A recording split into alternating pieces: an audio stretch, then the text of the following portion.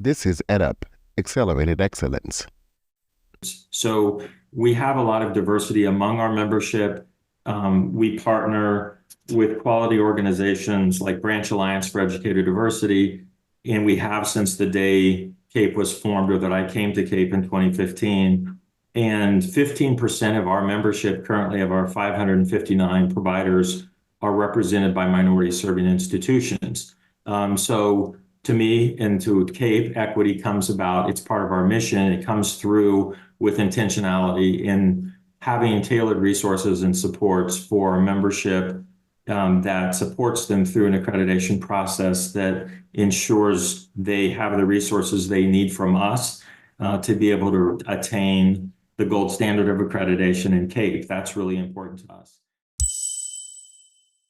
Leaders, entrepreneurs, and change agents looking for the opportunity to network and exchange ideas with other trailblazers and to further your brand. The 2.0 conference is for you. Experts from the fields of education, health, internet, marketing, and CXO are welcome to take part in the 2025 conference in Las Vegas, Nevada, March 4th through 6th. Reserve your space today and receive a 10% discount courtesy of EdUp Accelerated Excellence with the code EDUP10OFF. That's EDUP10OFF. Learn more and register online at www.the2conf.com. That's the2conf.com with the code EDUP10OFF. Welcome to EdUp Accelerated Excellence, a podcast for the advancement of educational effectiveness and equity across both traditional and non-traditional learning experiences and contexts.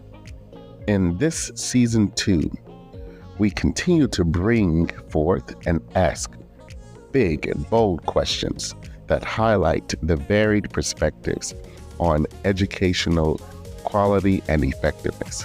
For example, have you ever wondered about the quality of educator preparation in the United States? Well, look no further.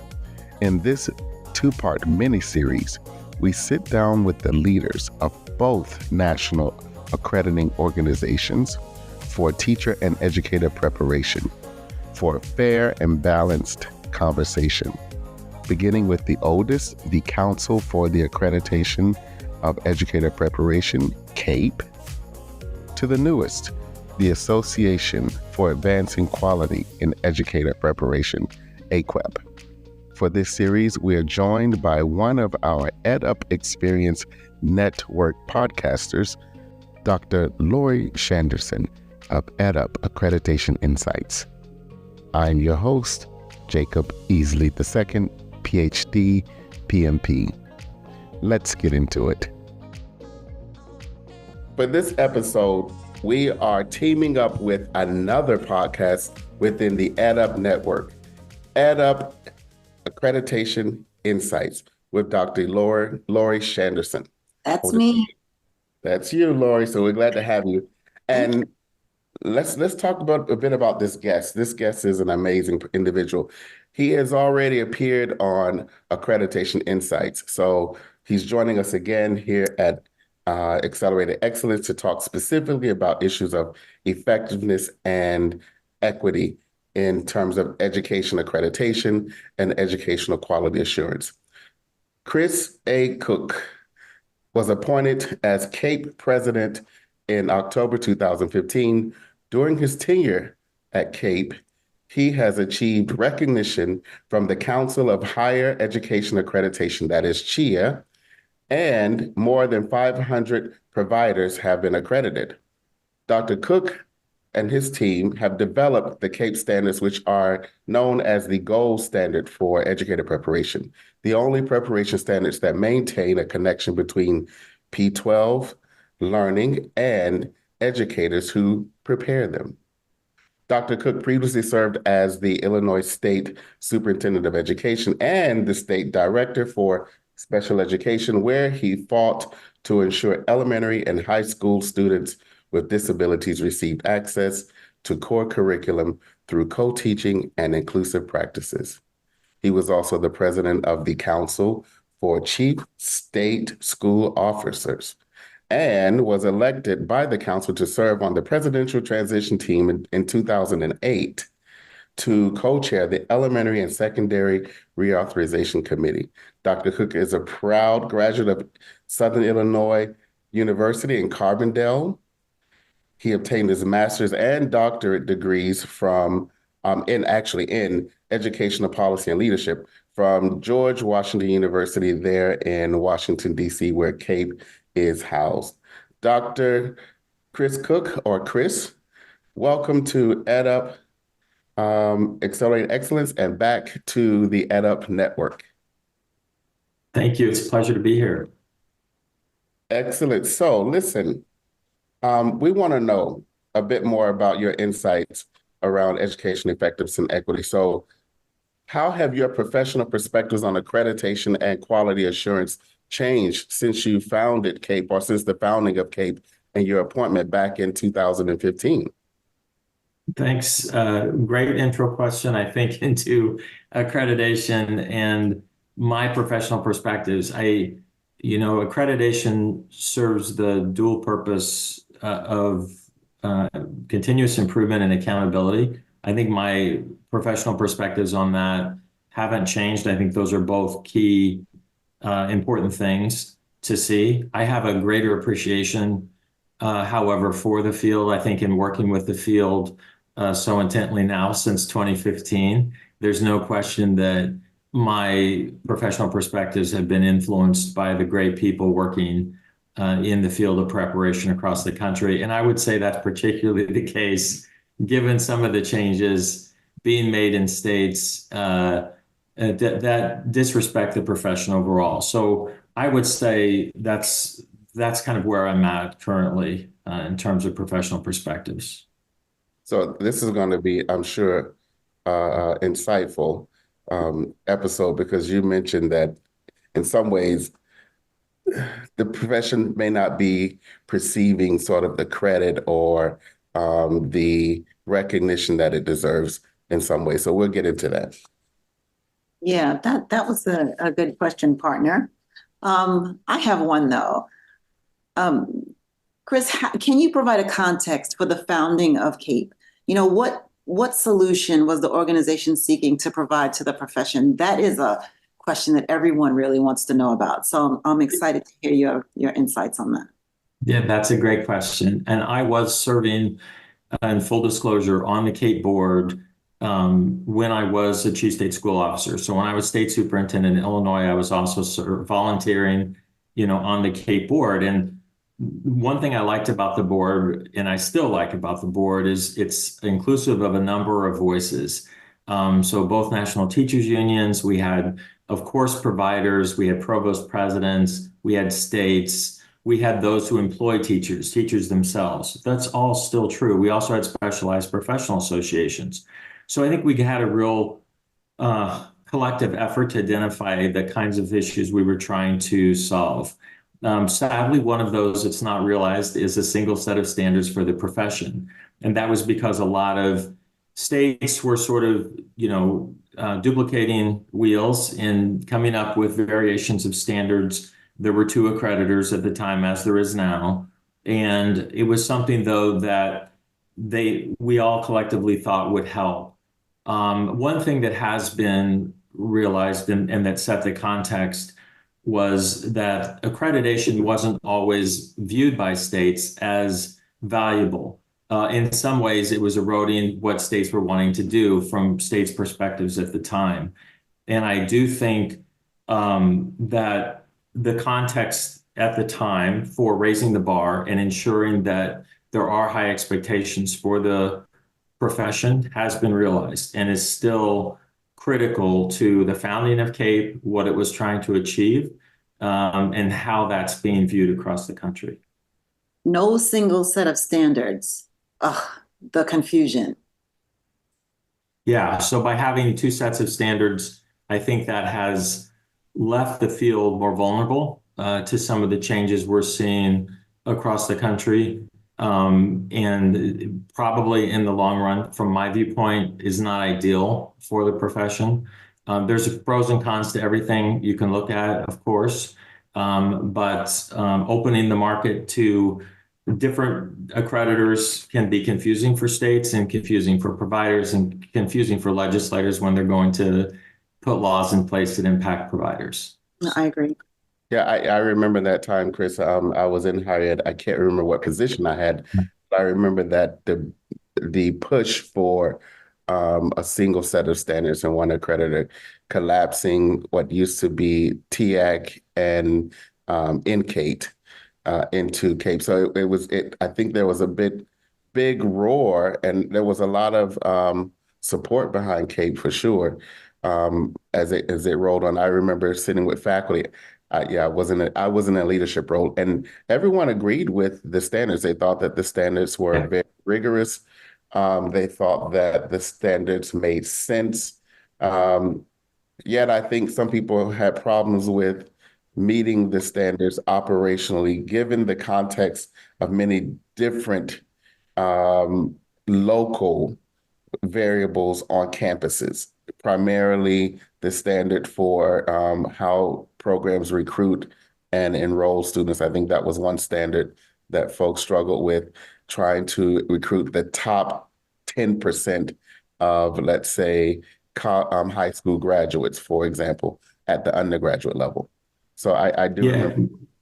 You're right, Jacob. Standard 3 was controversial from day one. When we redid the standards in 2022, we were watching and listening to what universities were doing. And I think that's something that I'm proud of that CAEP's done in my tenure, is by listening to the field and making sure that the field is part of the solution for how the standards were revised, because we no longer, once that was done, all of those concerns fell to the wayside, and folks had less concerns going forward.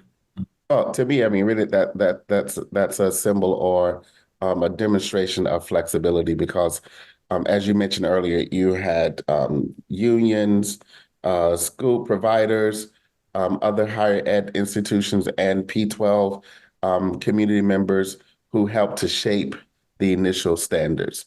And so, as I mentioned earlier, when I spoke to my faculty, everyone really liked the standards, at least in spirit or a theory.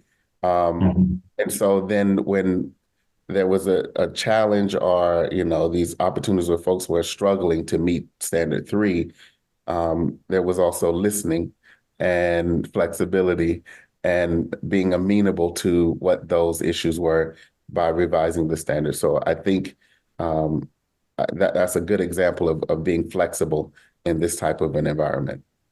Yeah, and we can't ask providers to continuously improve if we aren't willing to do it ourselves. So, we have to walk the talk in looking at data, putting in systems that allow consistent feedback from the field, and then acting on those and being held accountable to do so. All that's important. Yeah, that makes sense. So how has diversity, equity, and inclusion, how have those debates, particularly in contemporary times, I think you sort of alluded to that in your intro, how have those debates affected CAEP? So, we certainly have a lot of members who are in states. We currently have 559 providers, nationally and internationally. And domestically, many of those are in states that have had pretty repressive sanitizing of regulations around DEI. I mean, I'm sure, you're both aware of those efforts across the country. And so we get a lot of questions. And, it's impacted us in that our membership, whenever our membership feels stress, they need support tailored to that area of stress that's coming forward, and particularly from outside areas. So we've had to ensure, again, that we're listening, that we're tailoring our resources to providers around DEI and strategies that providers are taking in states where the DEI laws have been passed. And I think that's a large part of what our reaction has been. But we've also entered into a role of advocacy, and a stronger role in advocacy for our members. So as an example, a state ACTE chapter in one state asked us to intervene when a bill was being considered. So we wrote to the committee chair and members about why diversity is important in the profession from the first place, and then from the second standpoint, why CAEP standards address it. And we offered to appear before the committee. We offered to meet with each member. Those are the kinds of things that we're doing more of because our membership needs it and asks for it, and because we think it's appropriate at this point in time. That's interesting because you're a national accreditor. So once folks are accredited by CAEP, they're considered to be nationally accredited. So you don't accredit folks individually at an individual state level. And to have those conversations with individual states about their policies is quite interesting. So we're going to dig into that a bit more as well. I know I keep saying that as a primer, but Lori, you want to ask our guest a question about quality assurance? Yeah, just digging a little deeper about this, Chris. How does CAEP define equity in the field of education, accreditation, and quality assurance? And as you describe that, can you tell us about the practices that have been instituted to ensure equity for education preparation programs, or EPPs, across the country? Yeah, absolutely. I mean, first level of definition, and there are many, would be that it's equally accessible. Anyone can meet our standards. So we have a lot of diversity among our membership. We partner with quality organizations like Branch Alliance for Educator Diversity, and we have since the day CAEP was formed, or that I came to CAEP in 2015. And 15% of our membership currently, of our 559 providers, are represented by minority serving institutions. So to me and to CAEP, equity comes about, it's part of our mission. It comes through with intentionality in having tailored resources and supports for our membership that supports them through an accreditation process that ensures they have the resources they need from us to be able to attain the gold standard of accreditation in CAEP. That's really important to us.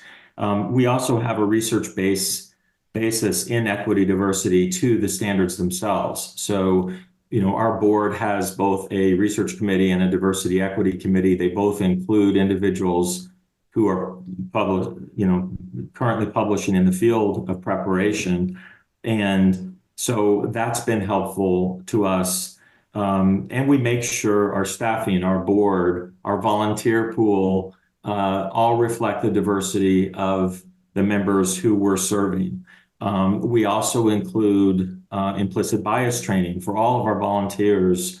There's a module that they do on implicit bias so that we know when our volunteers who are representing CAEP, of our 700 volunteers that we have, that they're all going to be doing so without bias to the degree possible, and that they're making fair decisions that are based on evidence. And I think that's really one of the most important ways that we also ensure equity, is in having transparent and fair decisions. So we're very careful in, looking at both internal and consistency with the decisions from our accreditation council.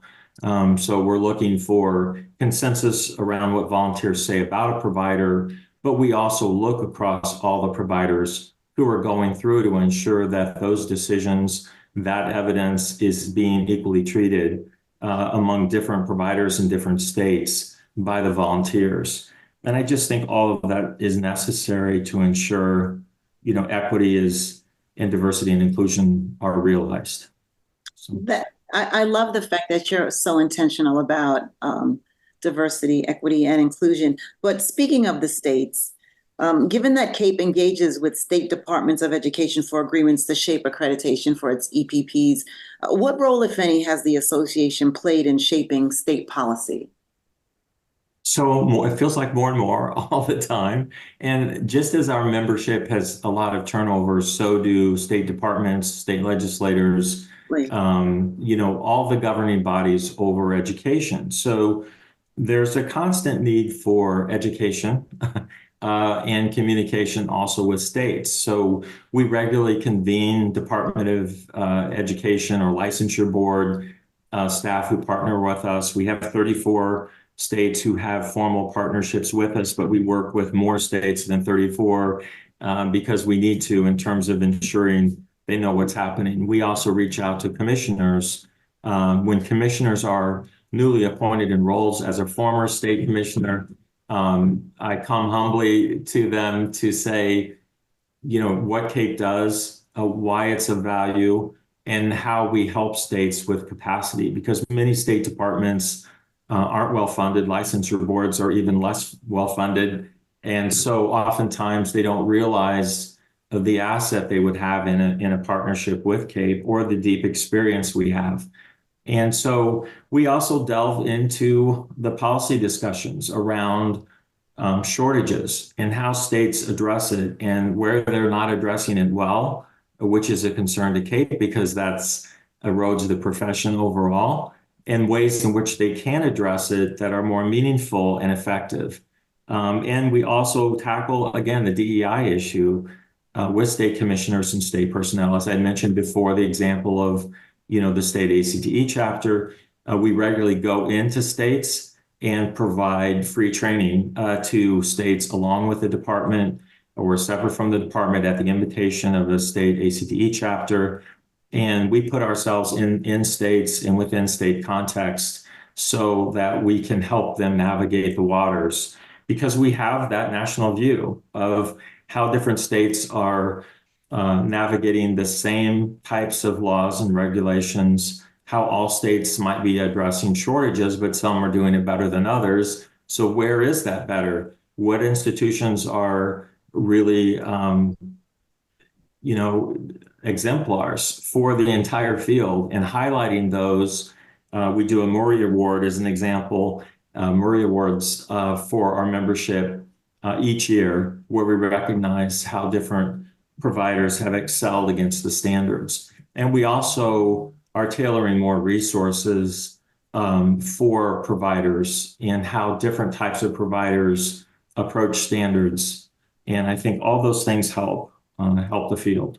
Chris, have you been asked to lobby or invited to lobby? So as a nonprofit, we have to be careful with lobbying. So we can do some, but we have limits on the lobbying we can do.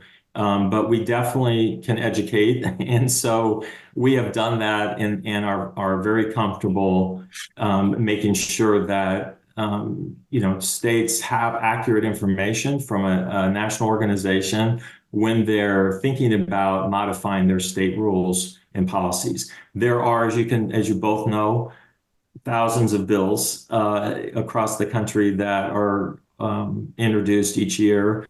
And oftentimes we encounter providers who are well organized within states who are able to put those bad ones, to the side. But sometimes that's temporary. They'll come back in the next legislative session. And so if we have data or information from our accreditation reviews that we can share that are helpful to them, we provide and share that. And we do that on a regular basis. Well, the reason why I asked is because we had Dr. Cynthia Jackson-Hammond, of course, the president of CHIA, on Accreditation Insights not too long ago. And we talked about navigating accreditation amidst, all of these political turbulences that we're experiencing right now. So I'm just curious to know how CAEP navigates and sustains quality educator preparation when there's shifts, political shifts in agenda, shifts in priorities and stakeholders at the state and national level. And could you give us an example of how you might had to navigate those waters? Yeah, and I think this is where standards are so important, right? Because you'll get political trends, or as you both know, pendulums in education would swing either way over time.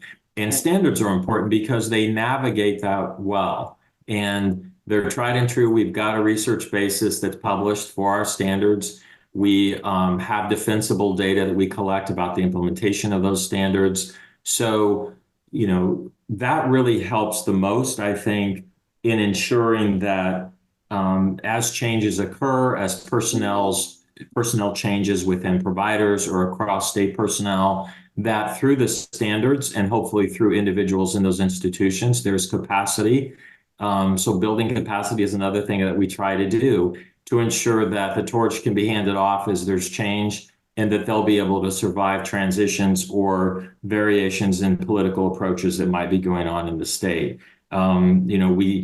We again are trying to tailor resources to providers so that they can choose from a menu of different types of knowledge gains from these kinds of experiences to use within their own states and their own context. Thank you. So I want to follow up, Chris. So you have partnerships, agreements with 34 states currently. What is it like working with EPPs and perhaps state offices of education when there is not an agreement?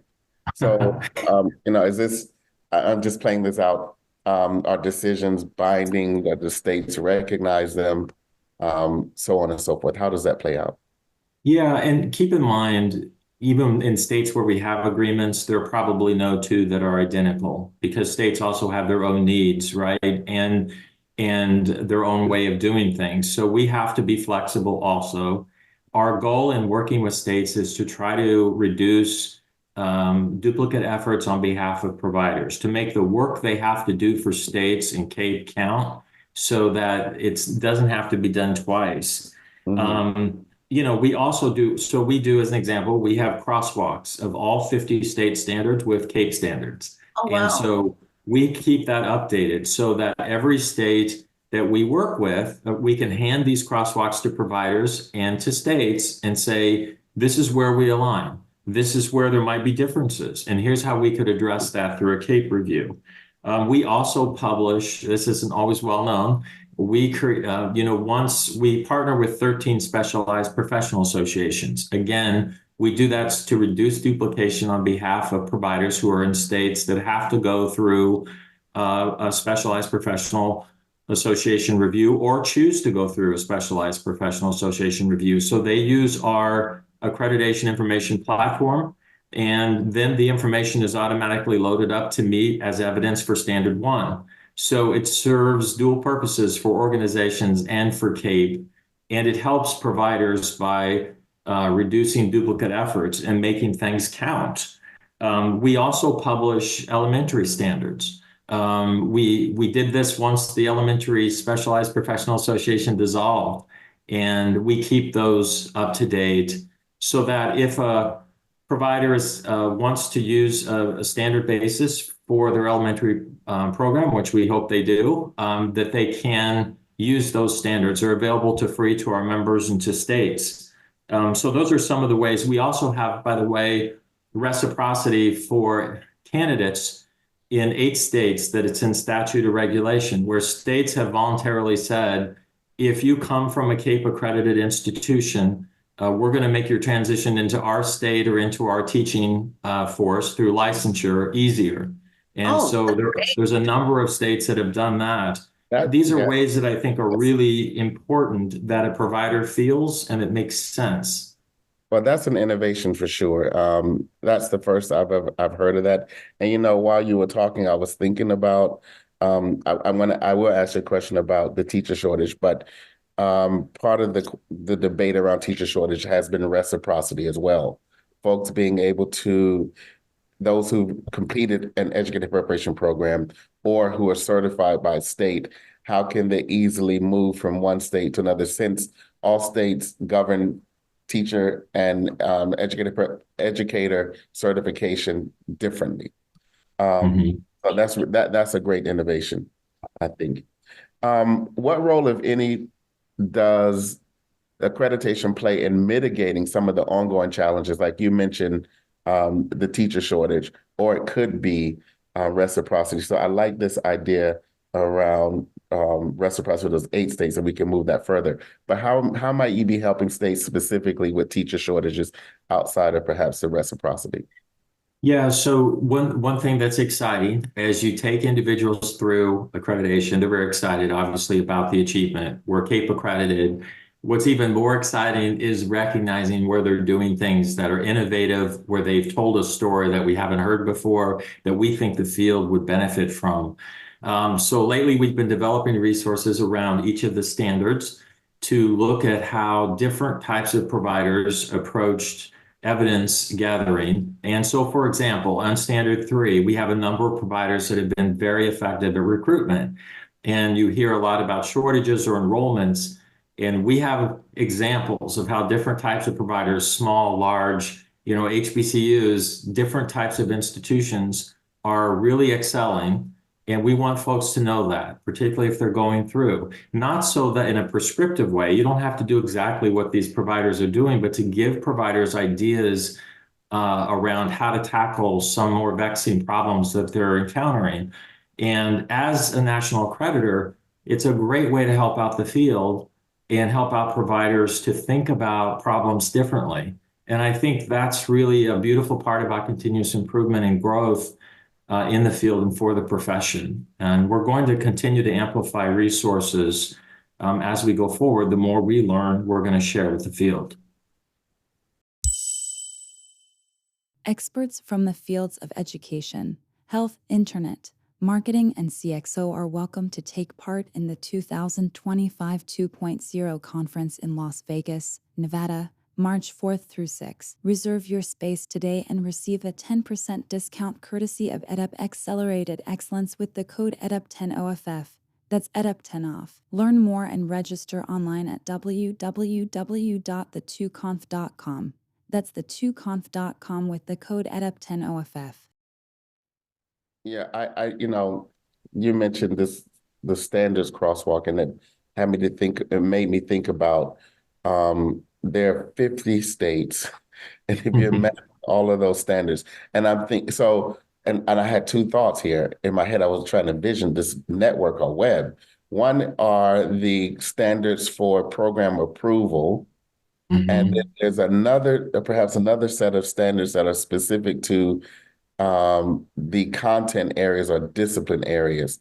So as you mentioned, you have taken over, or CAEP has taken over the maintenance of the standards for elementary education? Yes. And so I'm thinking about secondary, discipline areas, special education, so on and so forth. So can you just give us some insight into that whole process? I mean, what does that look like? I mean, The crosswalks? you could be you could be overrun with networks and crosswalks. Well, as you do that, Chris, can you tell us what Standard 3 is? Because you mentioned it twice already, and I'm not sure with your standards. And I probably should have done that from the beginning, but Standard 3 is recruitment and retention of personnel. It's really important to the field. That was the one that Jacob and I were talking about earlier on, around ensuring that no one saw Standard 3 as a barrier, because CAEP never intended that, but early on in the first rendition of the standard, that was sometimes perceived. So we took that on and changed that.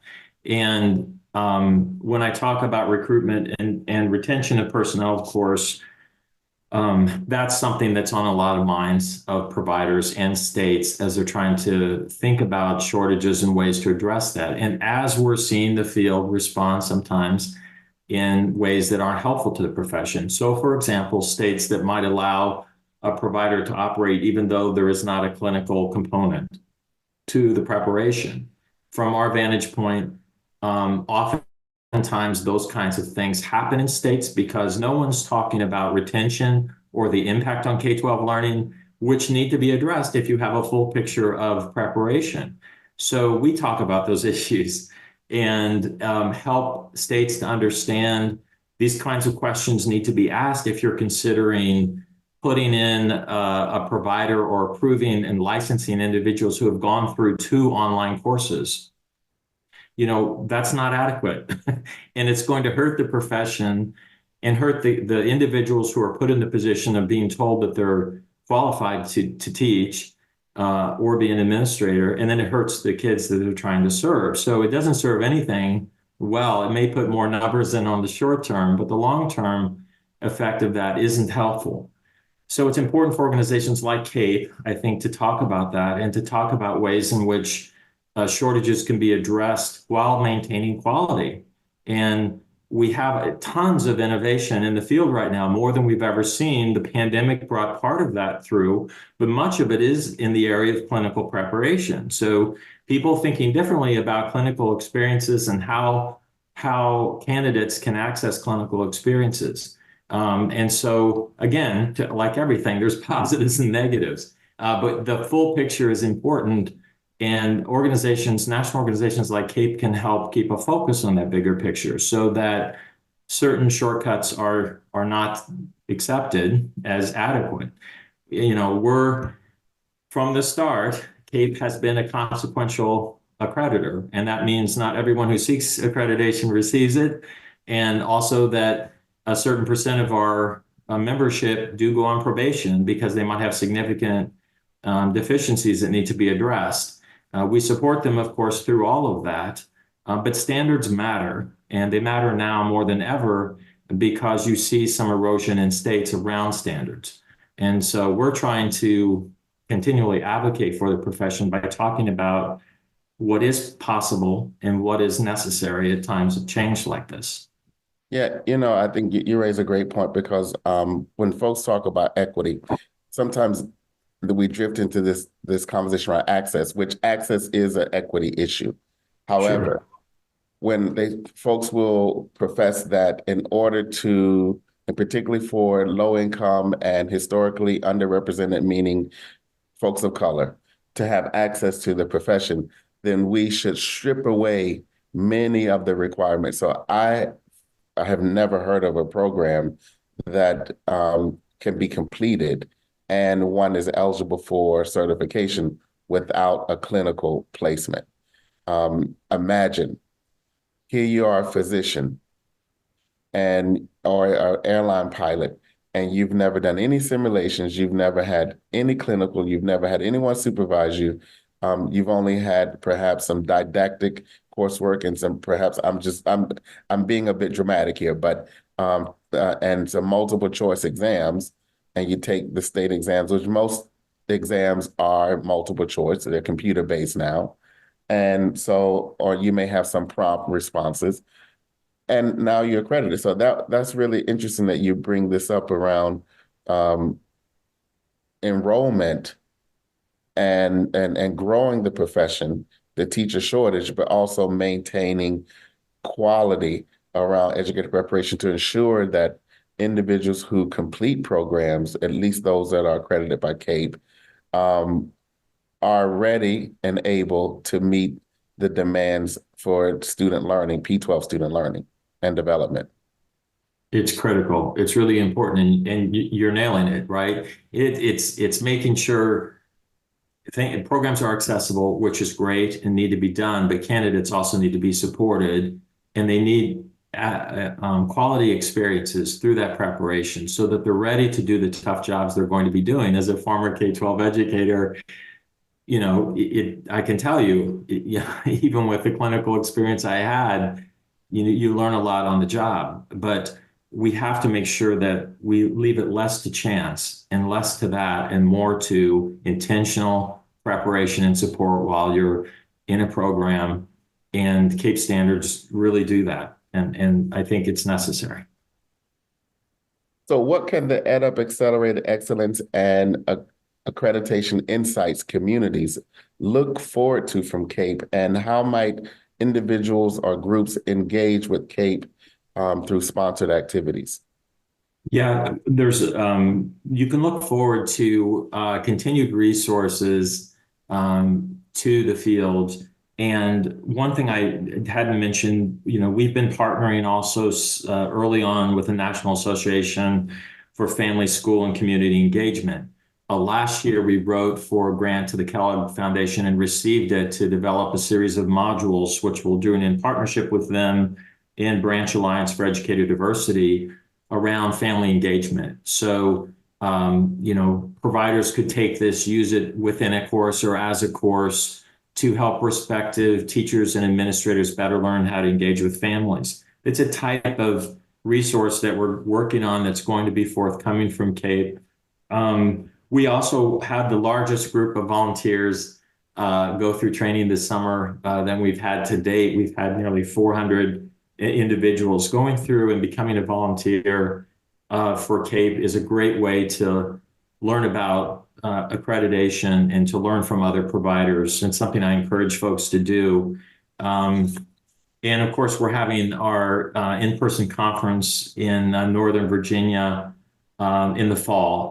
We call it CAEP Con. It's September 9th through 11th. So I encourage people to look into that and as another way to engage with CAEP. We're doing strands again for beginners, intermediates, and advanced, which we've reintroduced this year. So it should be a good quality experience for individuals.